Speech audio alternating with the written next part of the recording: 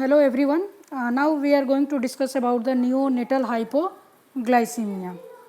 Okay, neonatal hypoglycemia means कि in the baby, whenever there is a low level of less than 30 mg per dl in the first hour of life of the baby. Okay यहाँ पे दो condition है. First one, baby की जब birth होती है तो जब 24 आवर्स की जो लाइफ होती है मीन्स कि फर्स्ट 24 आवर्स में बच्चे के ब्लड जो ग्लूकोज लेवल होता है that will be less than 30 mg पर डीएल. एंड सेकेंड कंडीशन है लेस देन 45 mg पर डीएल आफ्टर 24 आवर्स. ओके, तो उस कंडीशन को हम क्या बोलते हैं? That is the neonatal hypoglycaemia. Neonatal hypoglycemia, this is the most common metabolic problem in newborn baby. Okay, neonatal hypoglycemia क्या है? This is the most common metabolic problem in the newborn baby. Why we are concerned about the neonatal hypoglycemia? First things, it is a very common. neonatal hypoglycemia क्या होता है? बहुत ही common होता है, means कि mostly ये बच्चों में पाया जाता है जो न्यूबॉर्न बेबी होते हैं. Second things, readily diagnose, means कि हम इसको इमिडिएटली हम डायग्नोज कर सकते हैं and we can treated this problem also. Second things about the concern, if we not treat the neonatal hypoglycaemia, what happen? Baby का जो ब्रेन होता है, even our brain, that also depend upon the blood glucose. Okay, जो baby का brain होता है that is depend upon the blood glucose, and blood glucose this is the main source of energy for our brain. अगर बच्चे को या फिर किसी पर्सन को अगर एनफ ग्लूकोज नहीं मिलता है तो ब्रेन क्या करता है? प्रॉपर फंक्शन नहीं करता है. अगर लॉन्ग टर्म तक या सीवियर या लॉन्ग ड्रॉन लो लेवल होता है ब्लड ग्लूकोज का, तो इसकी वजह से क्या होता है? फर्स्ट सीजर्स आता है and second things permanent brain damage होने लगता है जो कि रिवर्सिबल होता है. इसको हम ट्रीट नहीं कर सकते हैं. रिस्क फैक्टर में क्या है? फर्स्ट थिंग्स, अगर प्री मैच्योर बेबी है. सेकेंड थिंग्स, अगर baby small for gestational age है. Okay, I think all of you know about the small for gestational as.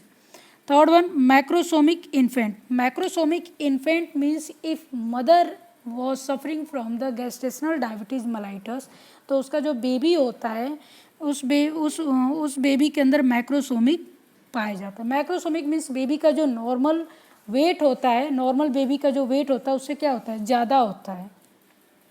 Second, next one क्या है? अगर बेबी सीएनएस डिप्रेशन है या birth के टाइम में या इंसेफेलोपैथी है तो ये भी क्या कर सकते हैं? हाइपोग्लाइसीमिया कॉज कर सकते हैं. सेकेंड, नेक्स्ट वन है, अगर बेबी को सेप्सिस है it can also cause. Respiratory distress है, ओके, या फिर आरएच इनकम्पेटिबिलिटी. आरएच इनकम्पेटिबिलिटी में क्या होता है कि बच्चे के अंदर हीमोलाइसिस होने के ज़्यादा चांसेस है, और जब हीमोलाइसिस होता है तो उसकी वजह से ब्लड का जो ग्लूकोज लेवल होता है वो भी क्या होता है? धीरे धीरे कम होने लगता है.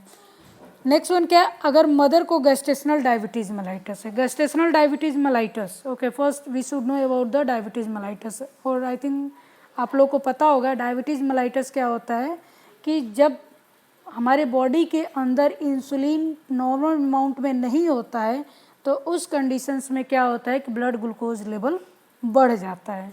ओके, 3 टाइप्स के होते हैं, type 1, type 2 and third one है गेस्टेशनल डायबिटीज़. गेस्टेशनल डायबिटीज़ जो होता है नॉर्मली प्रेग्नेंट वुमेन में पाया जाता है और आफ्टर डिलीवरी क्या होता है? ये क्योर हो जाता है.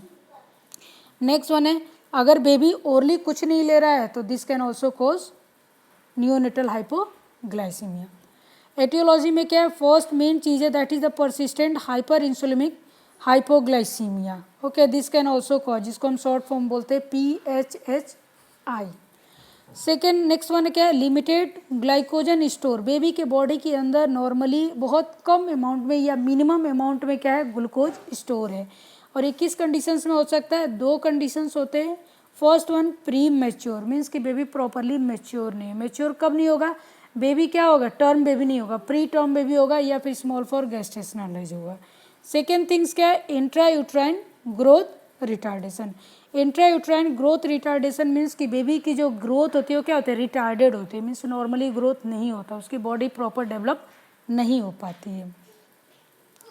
सेकेंड नेक्स्ट वन क्या है, इंक्रीज ग्लूकोज यूज मीन्स कि इस कंडीशंस में क्या होता है, ग्लूकोज का ज़्यादा यूज होता है। कब होगा, फर्स्ट वन हाइपोथर्मिया है, पॉलीसाइथीमिया है, सेप्सिस है, ग्रोथ हार्मोन डेफिशिएंसी है। तो ये जो फैक्टर्स होते हैं, ये जो कंडीशंस या सिनेरियो होता है, उस कंडीशन में क्या होता है, ज़्यादा से ज़्यादा बेबी क्या करता है, ग्लूकोज को कंज्यूम करता है, जिसकी वजह से बॉडी के अंदर ग्लूकोज का लेवल धीरे धीरे कम होने लगता है। नेक्स्ट वन है डिक्रीज ग्लाइकोजिनोलाइसिस, ओके, या फिर like inborn error of metabolism means कि ये क्या है, हेरिडिटरी प्रॉब्लम है, या फिर एड्रिनल इनसफिशिएंसी है। तो this can also cause hypoglycaemia. Deplete glucose store means कि नॉर्मली उतना अमाउंट में ग्लूकोज स्टोर नहीं हो पा रहा है, ओके, किस कंडीशन में होगा, या फिर एस्पेक्सिया होगा, या पेरीनेटल स्ट्रेस होगा, या स्टारवेशन होगा। तो ये सारे फैक्टर्स क्या करते हैं, बच्चे का जो ब्लड ग्लूकोज लेवल होता है उसको क्या करते हैं, कम कर देते हैं। अब क्या क्या हमें सिम्टम्स होगा, मेन जो सिम्टम्स होता है मोस्टली क्या होता है, जो सिम्टम्स होता है हाइपोग्लाइसीमिया का बेबी के अंदर क्या होता है, that is the non specific, हम स्पेसिफाइड नहीं कर सकते हैं। और कभी कभी हमें ये पता चलता है कि ये किसी और इलनेस की वजह से भी ये सारी चीज़ें हो रही है। Okay, once again class students, जो ओरल हाइपोग्लाइसीमिया के जो सिम्टम्स होते हैं वो क्या होते हैं, बहुत ही नॉन स्पेसिफिक होते हैं। और सेकेंड थिंग्स, इसके जो सिम्टम्स होते हैं किसी और डिजीज़ की तरह ये क्या करते हैं, बिल्कुल सिमिलर होते हैं। तो इसलिए हम उसको क्या कहते हैं, डिफ्रेंशिएट नहीं कर पाते हैं कि बच्चे को क्या है, हाइपोग्लाइसीमिया है या नहीं है। फर्स्ट वन क्या होगा, सिम्टम्स क्या होगा, जैसे बेबी होगा वो लुकिंग नॉट वेल, बच्चा क्या होगा, अच्छा नहीं दिखेगा, लिथार्जिक होगा, एक्टिविटी नहीं होगी बच्चे के अंदर उतना, वीक क्राई होगा मीन्स कि जो क्राई का जो लेवल होगा वो क्या होगा, बहुत ही वीक होगा, पुअर फीडिंग होगा, प्रॉपरली फीडिंग नहीं होगा, बच्चे का टेम्परेचर क्या होता है, इनस्टेबल होगा, और मोस्टली बच्चे के अंदर क्या होता है, हाइपोथर्मिया ज़्यादा पाया जाता है। पुअर रेस्पिरेटरी एफर्ट होगा, लाइक बच्चे को जब हम देखेंगे तो सैलो ब्रीदिंग होगा, ये सैलो ब्रीदिंग मीन्स बच्चा बहुत ज़्यादा स्ट्रगल करेगा ब्रीदिंग के लिए, या बच्चे के अंदर एपनिया होगा, या फिर साइनोसिस होगा।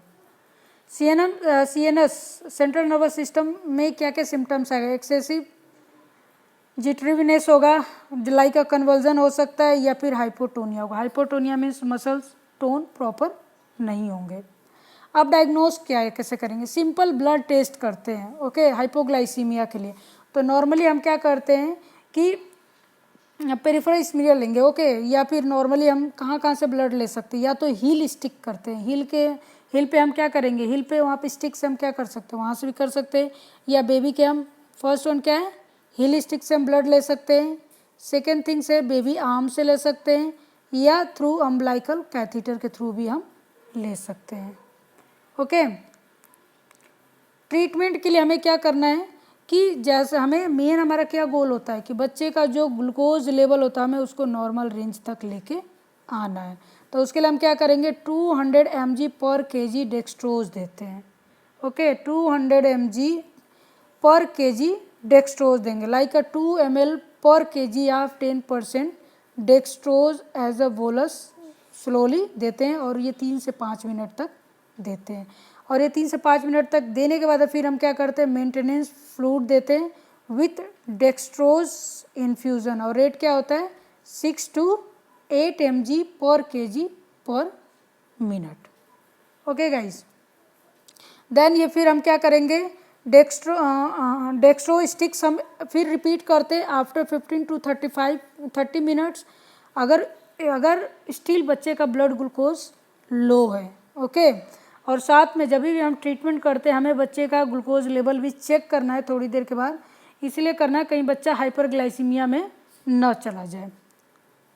ओके गाइस, तो ये हमने डिस्कस किया ओरल न्यूनेटल हाइपोग्लाइसीमिया, और हमने समराइज में क्या करेंगे, न्यूनेटल हाइपोग्लाइसीमिया मीन्स क्या होता है कि बच्चे के अंदर ब्लड ग्लूकोज लेवल क्या होता है, कम होता है। 2 क्राइटेरिया, फर्स्ट थिंग्स क्या है कि फर्स्ट जो होता है फर्स्ट 24 आवर्स में 30 mg पर DL होगा, उससे लेस देन होगा, और 24 आवर्स के बाद 40 mg पर DL से कम होगा। ओके गाइज, तो thanks to all of you.